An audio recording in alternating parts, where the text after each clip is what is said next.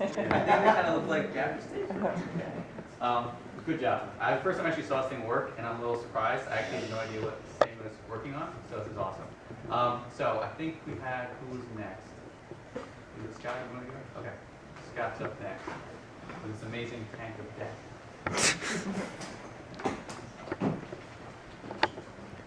It's going to take a little while to.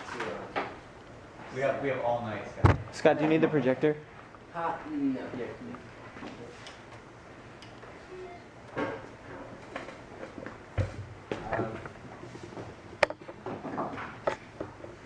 Guess I might just explain it first, but so hi, my name is Scott. I go to Birchlock and Lennox, and I am going into my sophomore year. And for my starter project, I built a voice changer, which I do not have. But it the way it did work was you'd take a 9-volt battery, and electrons would flow through the circuit and in a current, and eventually power a microphone, which would alter the pitch of my voice. And I know it worked because it made my mom go nuts. So it definitely worked. And so for my main project, I built a remote control tank, and so it's powered by an Arduino Uno and Arduino Motor Shield, and I've also put on a wireless dongle and an ultrasonic sensor. And so there were 4 main steps in completing this project. The first of which was once I had the base complete and the structure of it was done, I wanted to just make it move through the Arduino program. And so I would upload a code that would allow me to just move it forwards and backwards in a loop. So I wasn't really in control of the movement after I uploaded it. And so that was the first step. And then the second step was to be able to control it with this remote control after. So what I did was I set the code so that it would respond to the 4 options that I allowed it to respond to.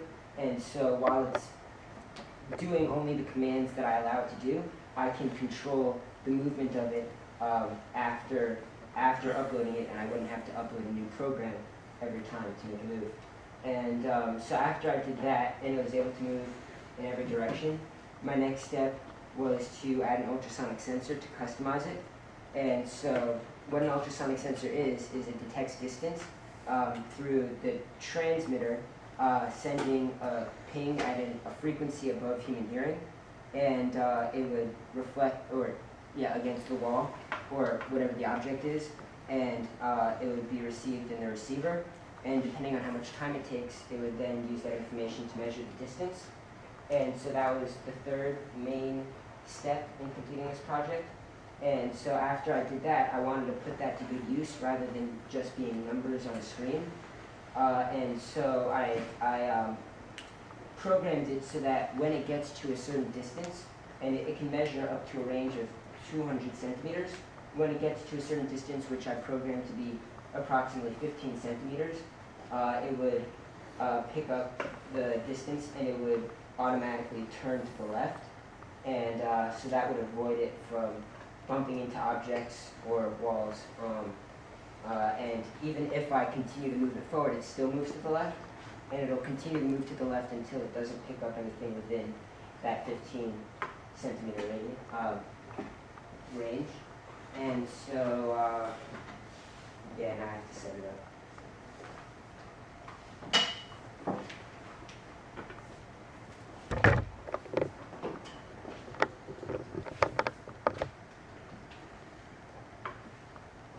I always reset it before I begin, just in case there's an extra program or something I put on before.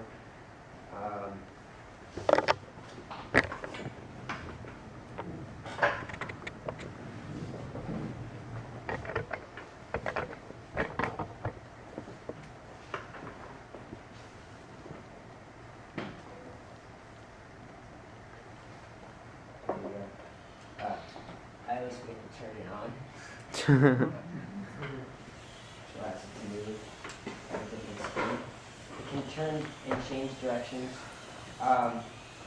but it's very restricted with this cord, so you can take that out and put in a 9-volt battery, and hopefully one of these batteries will work. Maybe I'll just gotta get lucky. Not that one. Really?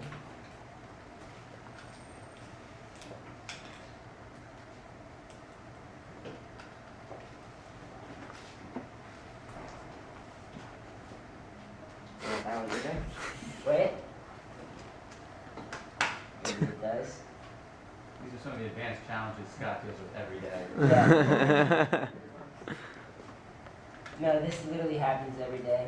There's always another problem, but sometimes they're bigger than others.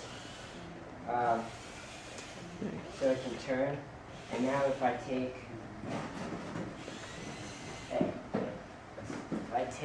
an object and put it, so now it's probably outside of the radius.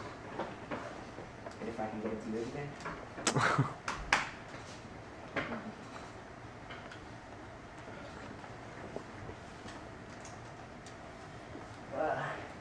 It happens because one of the things I have to work on within the next 3 days is getting a better connection to my wires. And sometimes that happens, but actually that happens a lot. But it could just be the battery too. It goes slower when you try just putting back in the USB cable.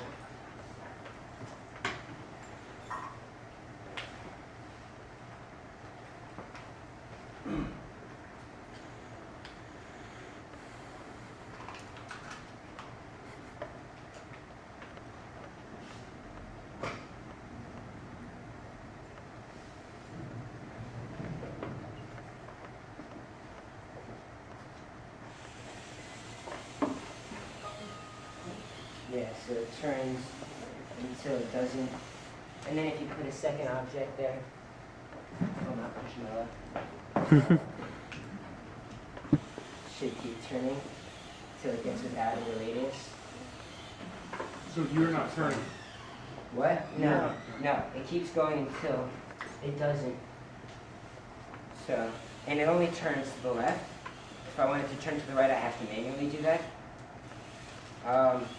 And it's pretty strong because one of the problems I encountered earlier is when I put everything on top of it, I had it was very fast, but the torque, which is the strength of the motor, was very low, so it wouldn't even move when I put all this stuff on it. So I increased the torque by, I think by 10, and that decreased the speed by 10, but it was worth it because now it moves, and it's strong. It can go over objects and carry them with it. Apparently. Feature. And get caught on them, but like a real tank, yeah, like a real tank. It can move pretty well. And then because now I have it hooked up, if I put the monitor on the screen, it will give me the distance away from the object, so it's not facing anything right now, so there's nothing there.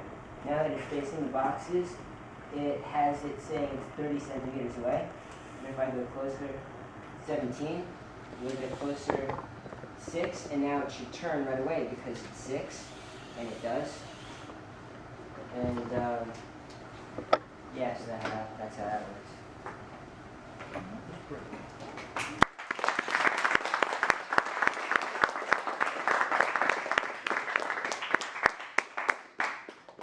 Any questions? No? Okay. There's a couple questions. Yes. What other additions do you plan on making? Well, so in BlueStamp, the only other additions I plan on making is to prevent it from doing what you just saw it do, and that's losing the connection a little bit until it regained it again. So I'll probably do that just by using a little bit more solder and probably mixing that in with glue to make it actually stick. And after that, something I saw somebody else do, which I thought was really cool, was that because now that I have an ultrasonic sensor attached to it, the possibilities are endless with it. And because it can detect distances, but it can also, you can use it to program it to move, even if it doesn't detect a literal distance, you can move it through an entire obstacle course. So one thing that I saw somebody do was it would be at one spot, and it would have a location, a designated location, and it would move directly from there to there without doing anything to it. And so I think that'd be a really cool addition, which I might work on afterwards. But aside from that, you know, I could just continue to play around with the ultrasonic sensor and try to add different features onto it. Dad? Have you thought about a camera? Camera. Yes. I did think about that at one point, but I knew I was not going to get that done in Blue Stamp because I knew I had too much to do. I knew right away because I knew I wanted to do the ultrasonic sensor. That was my first priority, and I got that.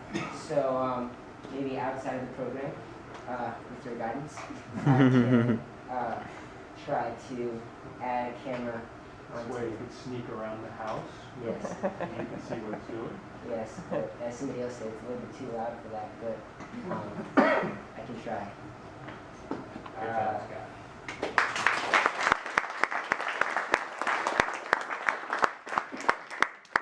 Scott sits really close to me every morning, and like Jonathan, he's one of the first ones. I can't sit down in my seat, and he's usually like